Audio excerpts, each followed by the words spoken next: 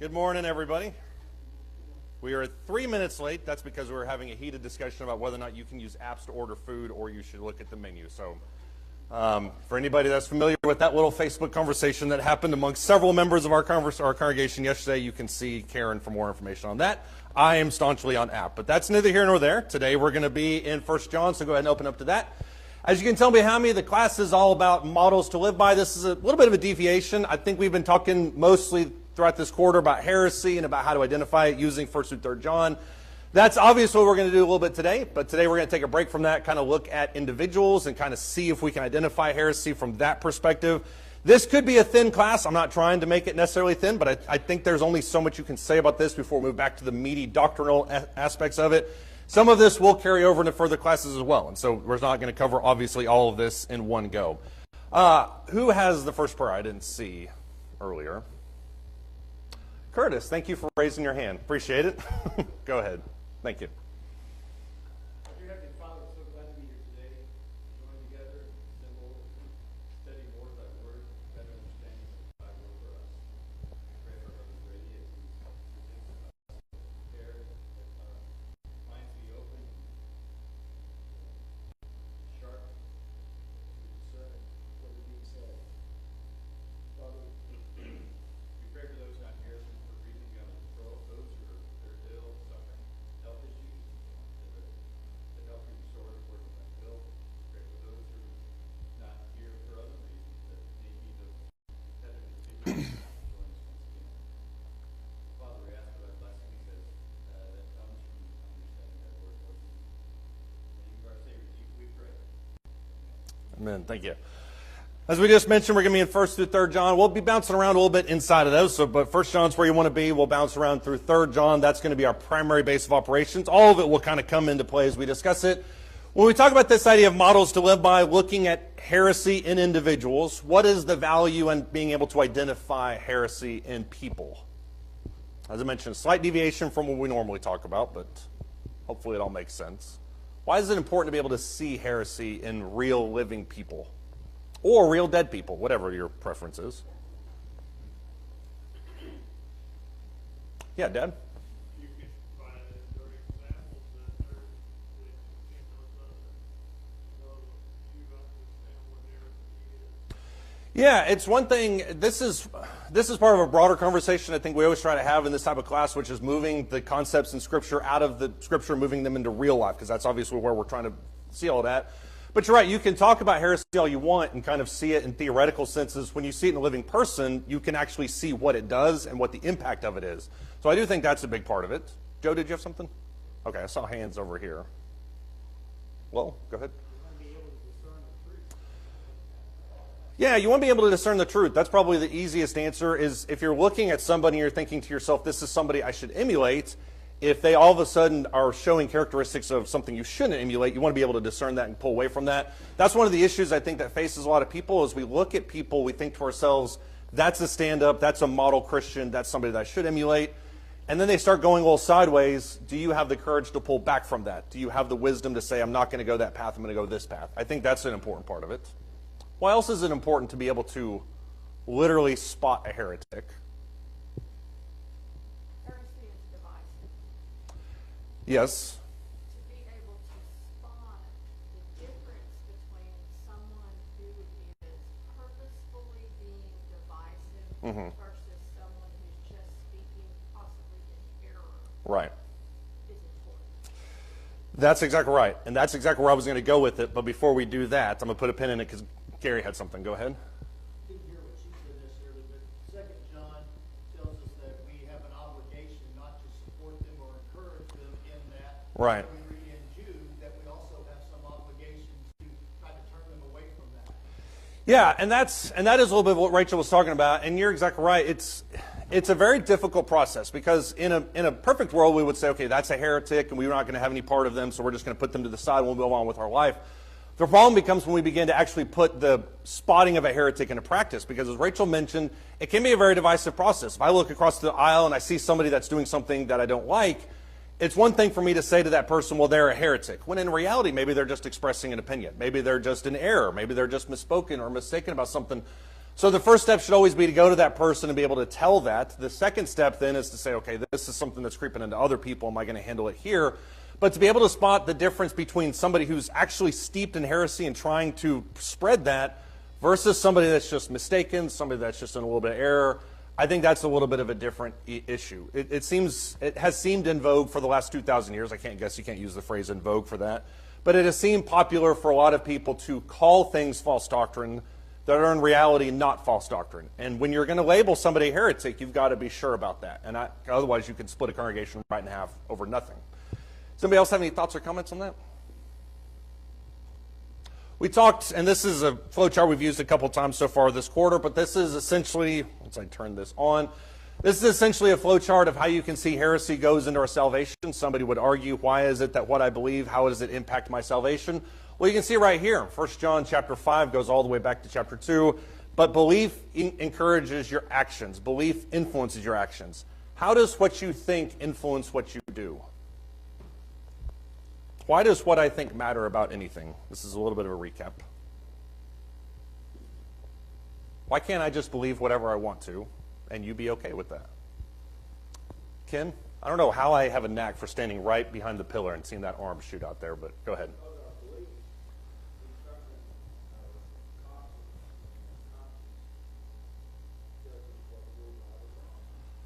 Okay. Right. That's true, and I don't want to split hairs because I do think you're right. Belief equals actions. What you believe influences how you act. I guess the question is, how does what you believe influence how you act? Why are those two naturally complementary to each other? Ken? Well, it's the same position I have, but yeah.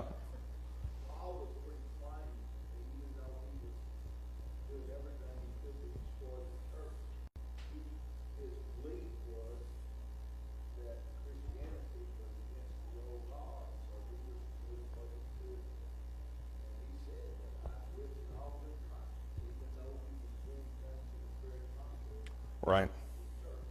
That's true. I mean, he claims that he lived in all good conscience up until this day, so what he thought about Christianity impacted his aggressive persecution of it. Yeah? Why is it that what you believe impacts what you do? Gary? A lot of times as humans, we have this overwhelming compulsion to take in new information through the filter of what we're already thinking. Right.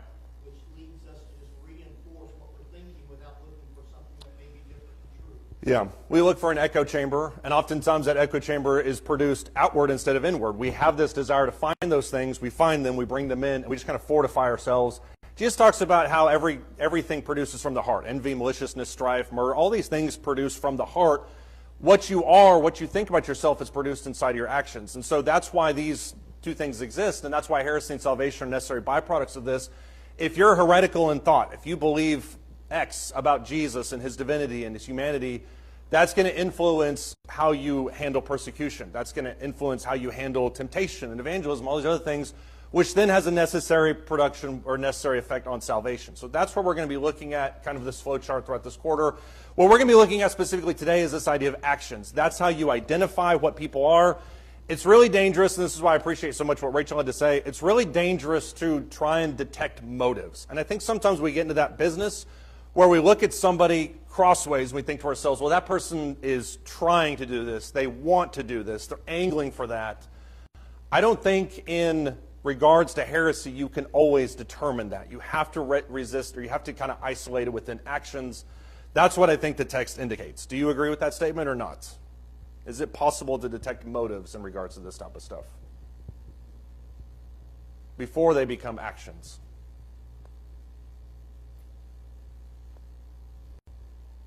You can't see it, but Marcia's shaking her head. That's all I need. Go ahead.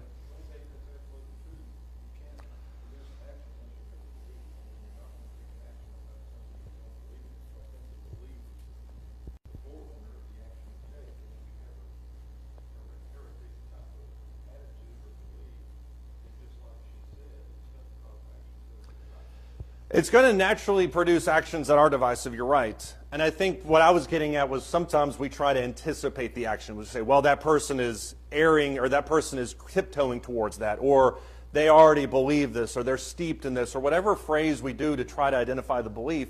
And I have nothing against if somebody hears something going and addressing it, but sometimes that can turn into a witch hunt, and I think that's where it gets kind of dangerous. So where I want to focus on this morning is just identifying actions. Jeff, go ahead. Can you ask your question again? Got to recycle my brain, 28 seconds. No, it's fine. My question was, can you identify a heretic just based on their beliefs? Or do you have to wait until the actions manifest themselves? That was my question. Yeah. And my answer was no because, yeah, that question was tucked in there somewhere. I don't know where it came out, but. So I think you can not maybe 100% recognize it, but it can make you think. It can. Because I think you can't judge people right off the bat, but you can look at a few things and go, okay, I need to talk to that person Right. and get more detail.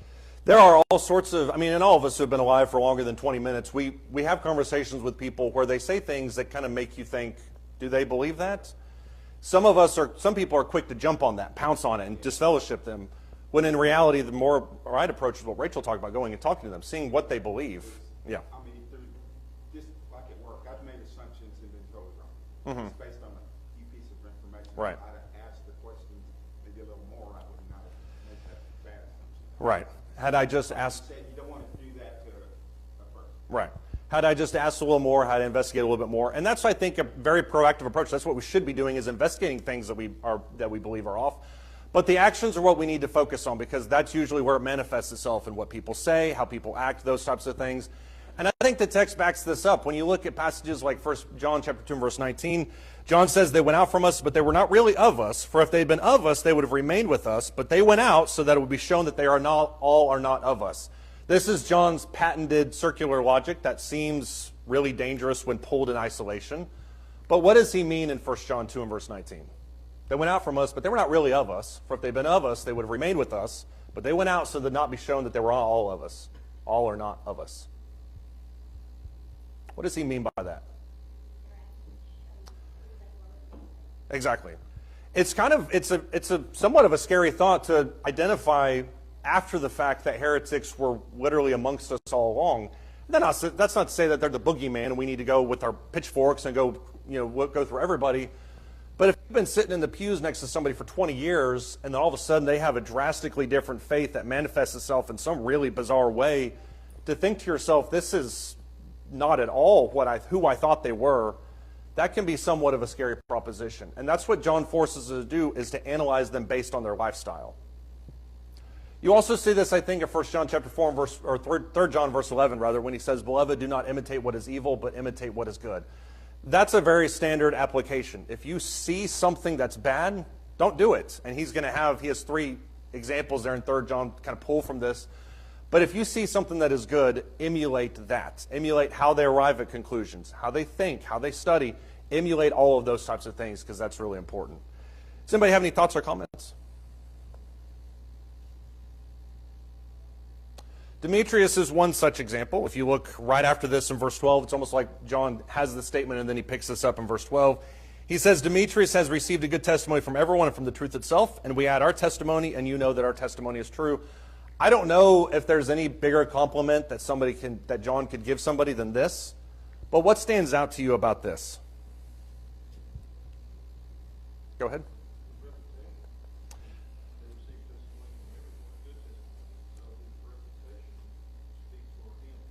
His reputation speaks for him. It's good. Everybody sees it. That reputation is built on actions, a lifestyle. People have seen that, so that's part of it. Gary? I think the most phrase that stands out to me the most is from the truth itself. Right. The difference in being popular with someone and having your reputation based on a comparison to the truth. Yeah, and that's what I think, and that is, in my opinion, where the real meat of this is not only that everybody else thinks he's a good guy, but also the truth itself testifies that his actions are pure. And then John adds on his own kind of explanation there at the end of verse 12. He says it in the Gospel of John a few times. Our testimony is true. You know that testimony is true. If we agree, you agree, and the truth agrees, that's a great compliment. Look a few verses earlier, though. Look in 3 John and verse 9. He says, I wrote something in the church, but Diotrephes, this isn't the first time this class, it's not going to be the last time we bring him up. I wrote something in the church, but Diotrephes, who loves to be the first among them, does not accept what we say. For this reason, if I come, I will call attention to his deeds, which he does, unjustly accusing us with wicked words. And not satisfied with this, he himself does not receive the brethren either, and he forbids those who desire to do so and puts them out of the church. Here's the question I have for us as we look at this one. Is Diotrephes a heretic? He's not a good guy. We don't like him. We've made that plain through the entire quarter. I mean, I guess you can like him as a person. Hopefully he comes back. That's part of it. But is Diotrephes a heretic?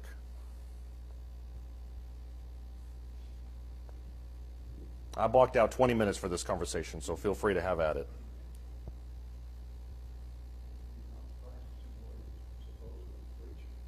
He's not practicing what he's supposedly preaching. That doesn't answer the question, though. Somebody had to be the first one to speak to. No, I'm not trying to make you a politician, John.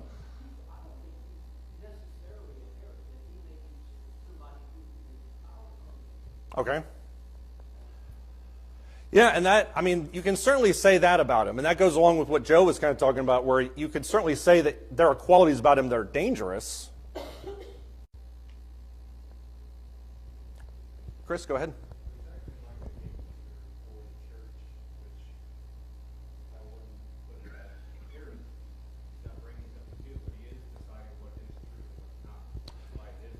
Right.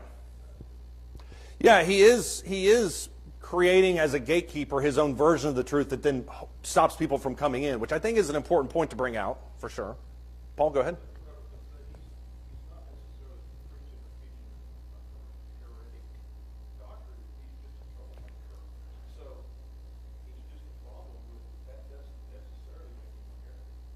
Okay, so we've got 5 votes for not heretic.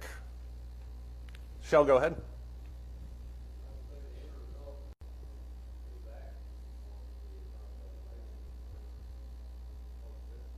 Right. And that's a good question. That was what I was going to ask here in just a second. Why does this conversation even matter? If we're going to brand somebody as a heretic or as a false teacher, all these labels that we kind of use sometimes to differentiate, sometimes in our own minds, categories of people, it's one thing for us to do that, but what's the real implications of that? As you mentioned, it ends towards damnation, so why are we, that seems to be kind of the same type of idea. When you look at all the different qualities about Diotrephes, and this is why I think this conversation is noteworthy, they have all the characteristics of somebody who is a heretic. For instance, he's arrogant. We talked about that just a second ago. He loves to be the first one among them. Of course, if he loves to be the first among them, who is not first? Christ is not first. So if I want to be first among you, then obviously there's no other room for anybody else because my ego takes center stage. So he's the arrogant. Number 2, he's a false teacher. He does not accept what we say. Number 3, he is somebody who is also blasphemous, unjustly accusing us with wicked words. When you start launching salvos at the apostles because you don't like the things that they have to say, to me that ends itself towards heretical territory. And he's divisive. He doesn't receive the brethren. As Chris mentioned, he sets himself up as a gatekeeper, but what has he essentially done now?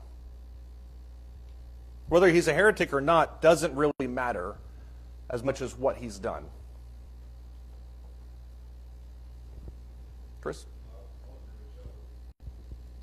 What matters in the end is that whatever we call him is actually, by and large, deciding who can be saved and not. Right. And that's why I think when you look at 7 through 10 in conjunction with verse 11, when he says, imitate what is evil, don't imitate what is evil, imitate what is good, he's branching that whole discussion off of this idea of somebody like Diotrephes who has fundamentally changed what it means to be a Christian. You can use the word heretic in regards to somebody who has an unjust idea about the deity and vanity of Christ. You can use it about somebody who doesn't love the brethren. He does that all throughout 1 John. But the end result, as Shell mentioned, is that essentially he's leading people away from God. He's also distorting the truth, and I think that's probably the biggest issue. Nathan, did you have something? Okay. Does anybody else have any thoughts? Joe? This letter, Andreas reads it, and if he reads it to the congregation, Mm-hmm. I think it would have a little impact on us. Do you think it would, honestly? I think it would if you were up here acting like him, and the apostle wrote me a letter, Mm-hmm. telling about it, and I got up here and read the letter to the congregation. I think it might be effective. First off, you lingered a little bit too much when you pointed at me, so I take offense to that. Yeah. Well, you just let it marinate, and I wasn't comfortable with that. But would I respond to it? I'd like to think I would. Here's the thing about somebody like Diotrephes is, and this isn't a slam necessarily on what you had to say. These types of people aren't always in the pulpit. And that's where the more dangerous ones of them exist, is sometimes among our pews where they whisper and they talk and they cause problems behind closed doors. If it's in public, absolutely, we can handle that. I've seen and heard of elders that will get up after a sermon and will say, I don't agree with this point, and this person will not ever be asked to come back to this congregation and preach ever again. That's one way in which it can be handled. But that's 99 times out of 100, that's not always the way that it happens. It usually occurs in the pews. I think that's a valuable question, though, if we could handle it. We'll talk about that more here in just a second. Does anybody else have any thoughts or comments on that? Paul?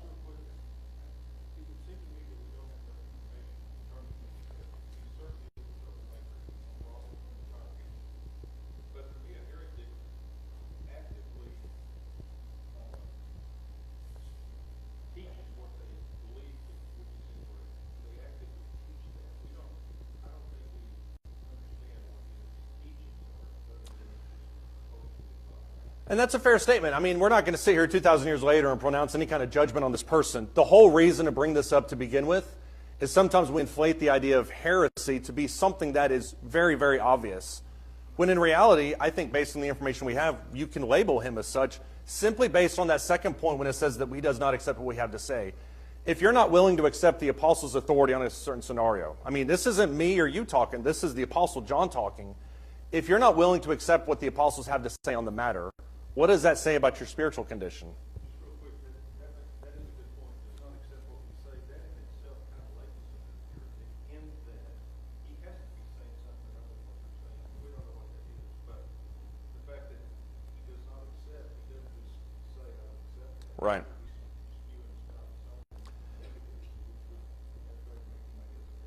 He is, and we don't know it. And the hardest part, and this is what we were talking about a second ago, the hardest part is it doesn't seem like anybody else in the congregation recognizes it. When you look at it objectively like this, it makes total sense. He was to be the first among them. A lot of those things that Jesus would have to say about the Pharisees are not things that the everyday Jewish person recognized about them. They didn't see the arrogance. They didn't see the pride. What they saw was a person grandstanding because he was blessed by God. Why wouldn't he act a certain way? So if you've got somebody like Diotrephes who at the core loves to be the first among them, and then you have this horrific triumvirate right after that where he doesn't accept what they have to say, accuses John and the other apostles as being heretics or whatever it may be, and then doesn't receive the brethren, essentially creating a cult amongst himself, that is literally the definition of a heretic. You're pulling people away from the truth and rallying them around yourselves to create this idea of religion inside of religion. If you thought, and I'm sure all of us have had experiences with something like this, if you think to your own past, there's probably somebody in your life that you can pinpoint that matches these to a T. Heresy doesn't always manifest itself in terms of a pitchfork and horns. It sometimes occurs in the way that Diotrephes manifests himself. Joe? You know, you can also attribute that with the head elder syndrome. Mm-hmm. A lot of times you'll have an elder Mm-hmm. who takes charge, and everybody has to just kind of suck up to him. It can be. I mean, that's a little bit of a different thing because I don't, in every group dynamic, there's always somebody who's more vocal. Peter was by far the most vocal one of the entire group.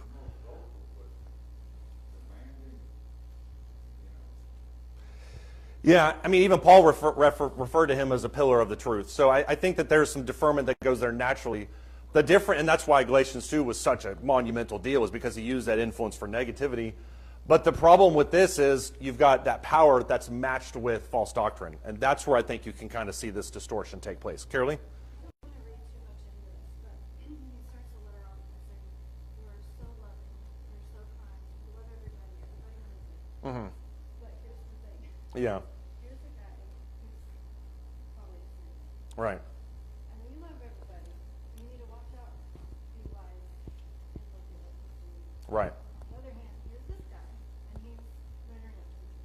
Mm-hmm. So, just kind of it's great to be loving and love each other. If you've got somebody who's trying to meet them. Right.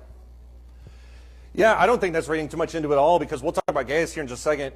Gaius, whatever you want to pronounce it. Gaius is somebody who does everything right. But you're right, I actually hadn't noticed that before. Gaius's flaw, if you can read that much into it, which I don't have an issue with, is that Diotrephes is sitting in the pew next to him. So for all the great things you did identify this. That was one of the reasons I asked the question at the beginning about, would you identify Diotrephes as a heretic? To a man, 5 straight people said no. Shell was the one that brought up the idea, well, you got to treat them the same way, and I agree with that. Problem is we don't always see these people as threats. Gary? That's, I think we had a lesson not too far back on Jude. Mm-hmm. And that's one thing Jude really focuses on. And he says, when you can identify, some of those are going to be easy. There'll be grumblers, complainers. Right. But the most ones that we need to be concerned about are those that have flattering words. Right. Sitting at the table next to them. Exactly. And the word that Jude uses specifically in that phrase, if I remember right, is hidden reefs in your love feast. That's a sandbar or a reef that's below the shoreline that you think you can make it to the dock, and then all of a sudden you just hit it and you're shipwrecked. So the issue is that you don't even see that damage coming. By nature, these people are hidden. That's the more pronounced one. Trevor? He might be accepted by the group there, because to me it sounds like he's a lot like a Pharisee. Yeah. Like a leader from the Jewish sect, and Right. doing those things that they're very comfortable with. Yeah, a Pharisee is a good one-to-one parallel with them, because it's super obvious when it's laid out. When John just says what this guy's doing, which, by the way, right after this, he says, I'm going to call his deeds out in public when I get there. When he does that, everyone sees, oh, we should have taken care of this guy a long time ago. But nobody sees it in the moment. And that's what I think makes something like this so dangerous. If you leave somebody like this unchecked, what kind of impact can you have inside of a congregation? And I'm not talking about somebody, and I know Joe is exactly right, somebody in the pulpit that's spouting nonsense, that's one thing. But if you have a Diotrephes inside your church, what kind of an impact can that guy have on the congregation? Ken? He's going to draw some people to him, and it will not come quickly. It's going to come over the course of a year, 2 years, 5 years, 10 years. Yep, Trevor? I think when Paul had to oppose Peter to his face, Mm-hmm. Peter was separating himself from the Gentiles. Right. Yeah, and nobody in their right mind would call Peter a heretic, but Paul almost does that in Galatians 2 when he says, you are perverting the way of right, you stand condemned before God. I mean, he's saying what Sheld said, essentially the same thing we could say about heretics. You're not only doing wrong, but you're teaching people to go wrong. And it's not always as obvious as saying. What else can this person do? Pits brother against brother. Right. Sister against sister. Exactly. The murmurings, the whispering behind people's backs. Right. Talking, the gossip.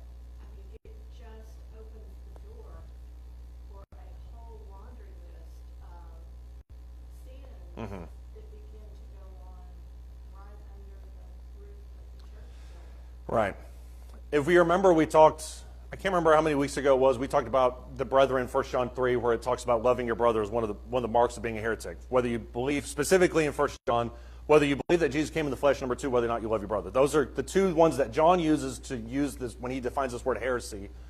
What you talked about is somebody who's sowing discord amongst the congregation. And that's different than somebody walking up. Like if I walk up to Lowell and I say, Lowell, I don't really think Jesus came in the flesh. Lowell would probably slug me into one of the pews, and then we would have an embrace and we would study the Bible and be fine. But if I walked up to Lowell and I was like, man, that Gary just will not stop talking, and I don't like, and you shouldn't like him either. Lowell may say, you know what, you're exactly right. And then before you know it, we've got this little group where we just don't like Gary anymore. And it doesn't seem obvious, but it's the same seeds of discord that breed the heresy inside of a congregation. Is it heretical from a doctrinal standpoint? No. Is it heresy from a relationship standpoint? According to John, absolutely. And I don't want to water this term down. I'm not trying to make heresy something that it's not and kind of neuter it. But I do think that it's much more common than we sometimes admit, purely because of the impact it can have on a congregation. It becomes a heresy when Gary decides, Mm-hmm. I don't think people like me. It can. I'm not comfortable coming here anymore. Mm-hmm. And he leaves. Right. Because our actions, well, you're more to blame than I am, but our actions have created an unloving Christian environment. That's different than dividing over the truth. Let's all be clear on that. But if we're dividing because we don't like them, that's a different thing. Does anybody else have any thoughts or comments on this? I don't want to leave anything unsaid. How do you handle somebody like this? Don't say take them out back. That's not the idea. How do you handle somebody like this? How would you handle a Diotrephes? Let's say the letter comes up, Clint reads it because he's doing announcements today and he's reading it towards everybody. How would you handle a Diotrephes? Go ahead.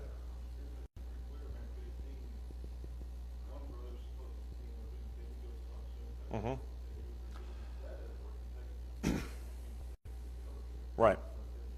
You can argue that that first step had already been taken care of when it says that he rejects the things that we have had to say. So if John has an issue with the things that Diotrephes has been talking about, he's already preached against it, letters against it, other people may have engaged with it. He's still standing true to whatever distorted version of truth he's holding fast to. So you're right, the next step is to bring it to the elders. Next step after that is to bring it to the church. Handle this person. Yes, ma'am. Think that he expects it to be taken care of before he actually gets there, you have to call him out? I think that would be ideal.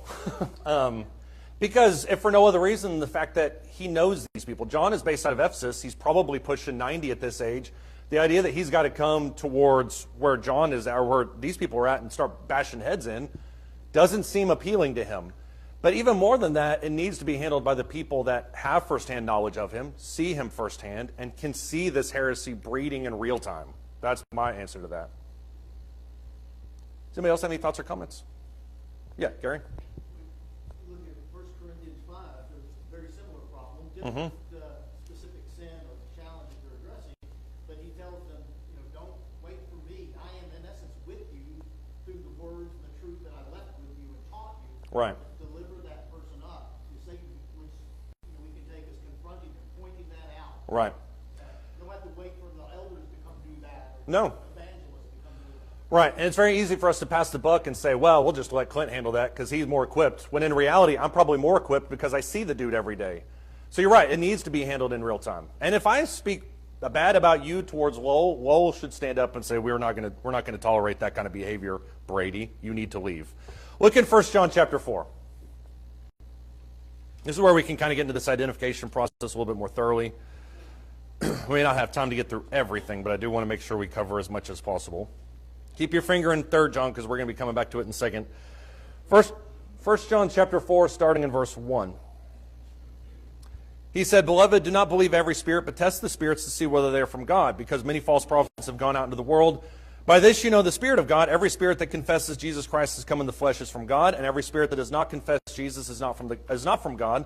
This is the spirit of the Antichrist, of which you have heard that it is coming, and now it is already in the world. You are from God, little children, have overcome them, because greater is he who is in you than he who is in the world. They are from the world, therefore they speak as from the world, and the world listens to them. We are from God. He who knows God listens to us. He who is not from God does not listen to us. By this we know the spirit of truth and the spirit of error. When you look at 1 John chapter 4 and verse 1, it's very simple. Beloved, do not believe every spirit, but test the spirits to see whether they are from God. What is the test that he gives? Go ahead.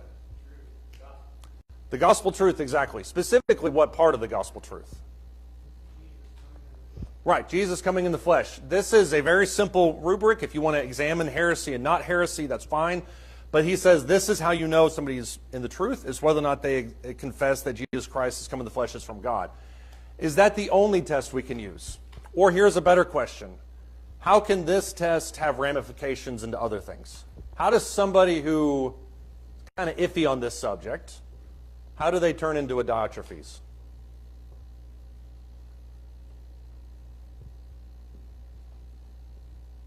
Let's say that I'm willing to believe most of that. But I can't believe that he actually is God. I'm not going to go that far. Go ahead.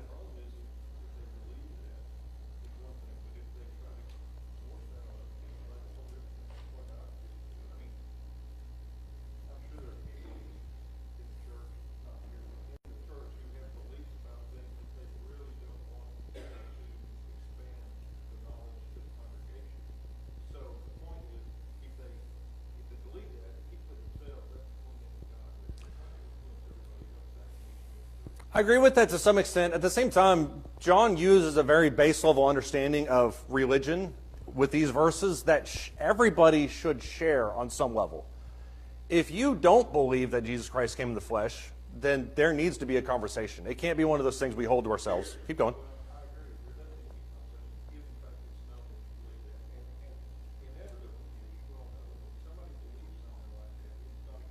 Right. They're not going to sit there for 70 years and believe it and not live. So eventually it's going to cause an issue with the congregation. That's true too. Let's imagine though that somebody has come in and said, okay, there's lots of things we can discuss when it comes to being a Christian, but the most foundational one is that we need to believe that Jesus Christ came in the flesh. We need to believe that he is God in the flesh. Let's say person X back there says, I just can't tolerate that. They've postured themselves against the truth. How will that manifest itself in other ways? If I'm willing to take a stand against the truth, what else am I willing to take a stand against? And what does that reveal about my character? I'm adamant that John's wrong. Jesus himself is wrong. What does that say about my character?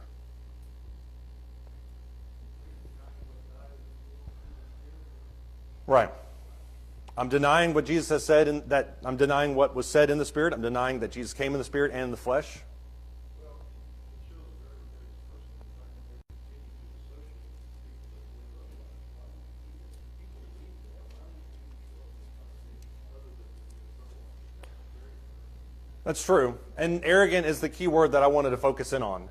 If I'm willing to position myself against the truth and say, well, that just can't be, that because my own intellect says that it's something else, my own logic argues for something else, if I'm willing to position myself against the truth, there's not a whole lot of false stands I'm not willing to take, simply because of arrogance.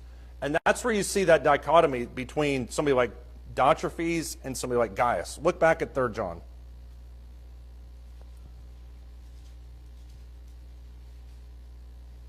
A person who's willing to deny this is almost certainly self-willed, because the only way they don't believe it is if they've logicked their way out of it, which is what heretics do. They just think that they're above the truth. They think that there's something greater than that. 3 John in verse 2, he says, Beloved, I pray that in all respects you may prosper and be in good health, just as your soul prospers. For I was very glad when brethren came and testified to the truth, that is, how you are walking in truth. I have no greater joy than this, to hear to my children walking in the truth. Beloved, you are acting faithfully in whatever you accomplish for the brethren, and especially when they are strangers, and they have testified to your love before the church. You will do well to send them on their way in a manner worthy of God, for they went out for the sake of the name, accepting nothing from the Gentiles. Therefore we ought to support such men, so that we may be fellow workers with the truth. What is John's opinion of Gaius?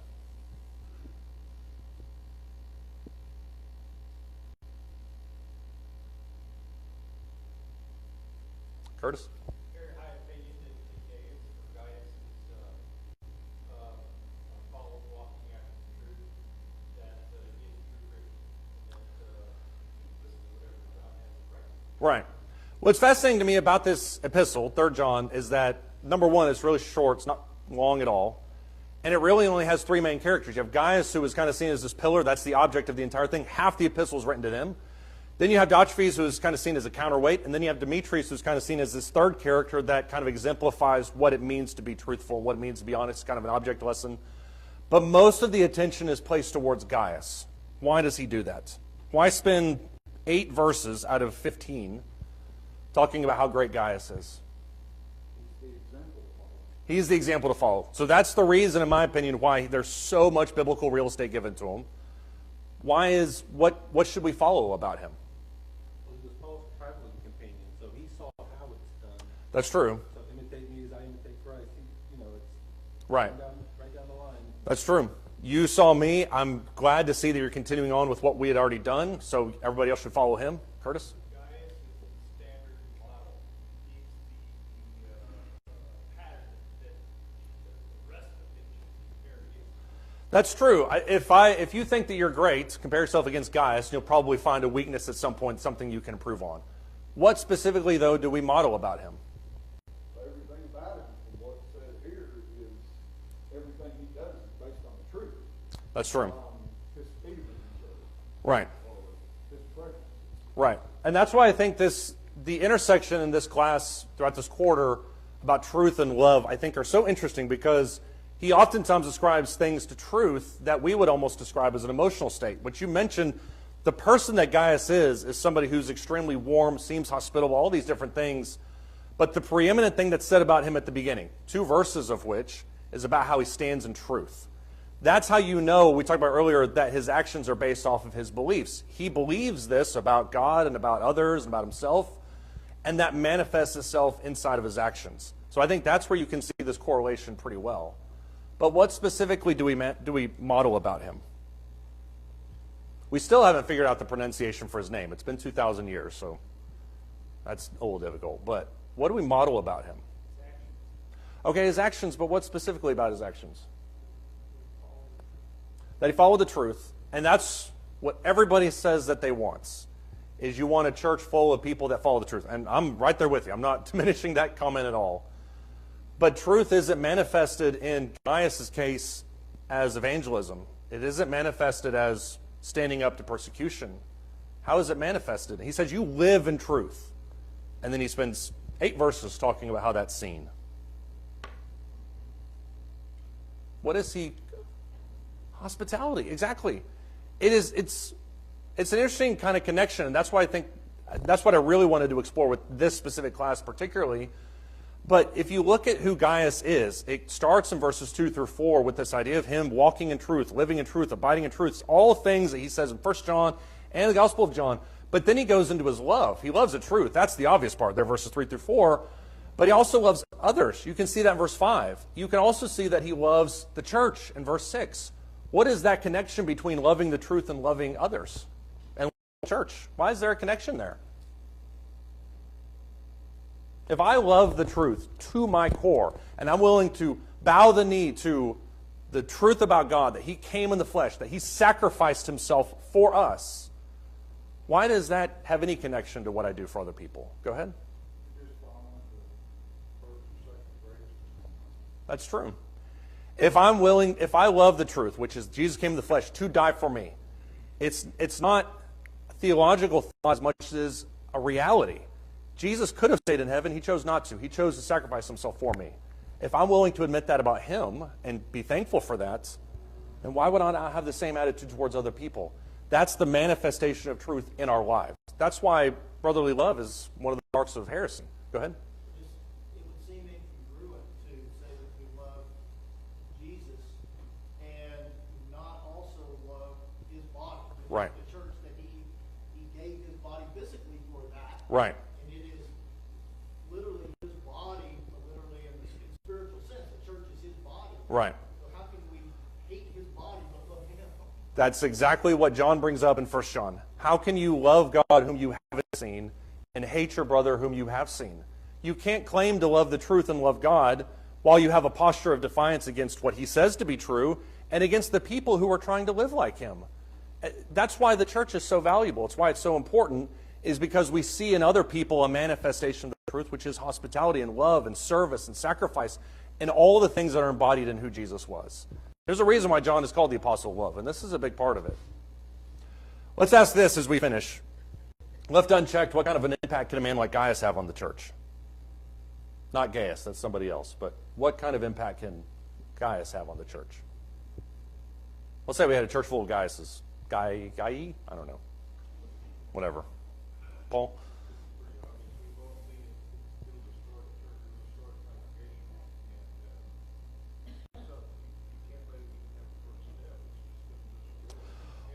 I think you're still thinking about Diotrephes. If you have Gaiuses in the church, yeah.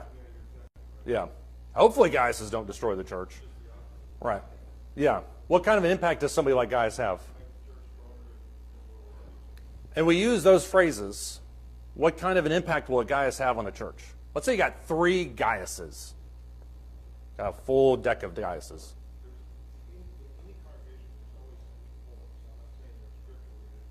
Mm-hmm. He can. That's true. If you spot something that's wrong, brotherly love demands that you go and help them with it. Doesn't ask. It demands that we do it. How else would a person like Gaius, full of Gaiuses, impact the church? John? Somebody like him is going to change other people. Right. I mean, they're going to want to be like that. Right. If we have a... Go ahead. Right. If we have a group of... We've got 120 people. We've got 96 last week. We had 129 the other day. If we have 120 people in our congregation that are all willing to sacrifice and look out for each other and love one another, that's a congregation that is not held by arrogance and by egotism. It's being willing to serve and sacrifice and support. We grow together. Go ahead.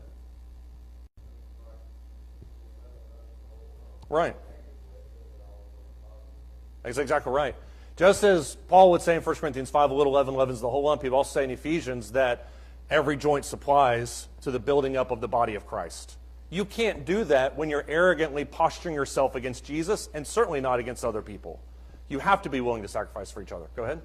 That's, like the scriptures talk about using your talent, if you first use their talent in this manner, then you have to wonder. Yeah. It has to be less of what I can do and more about what we can do. Gaius understood that. Gaius, even though he's a traveling companion, is not somebody who stepped into a pulpit. He's somebody that, if you look strictly at 3 John, somebody who supported others. He supported Christians, he supported preachers, he supported everybody in whatever they were doing. That's how the church grew, was by men like him. Somebody have any thoughts or comments? Men and women, sorry. I'm trying to be thoughtful of that. All right, if not, we'll pick up with more next week. Thank you, guys.